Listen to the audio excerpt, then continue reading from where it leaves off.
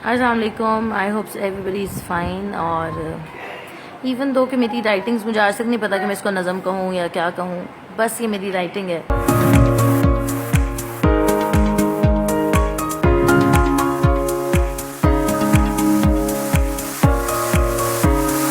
This is how I express my self और मैं आप लोगों से शेयर करना चाहती हूँ। So let me know how you like it. हिजरत।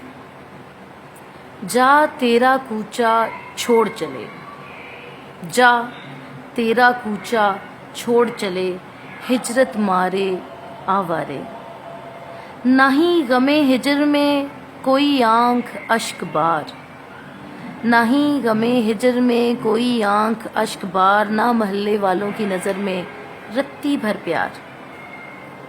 इतराते शर्माते नहीं, इतराते शर्माते नहीं, सामान को मेरे ज़रा हाथ लगाते नहीं। To hell with it. अपनी नई बस्ती में खुश बहुत हूँ, सुकून बहुत है। कुफ्स ज़दा इलाकों में बाल्टियाँ भर भर ताज़ा हवा, कुफ्स ज़दा इलाकों में बाल्टियाँ भर भर ताज़ा हवा, दौरे हाजिर की नायाब नेमत है। दिल तेरा बिल्लियों उछला था, लदालद टरक तेरी नगर से जो निकला था।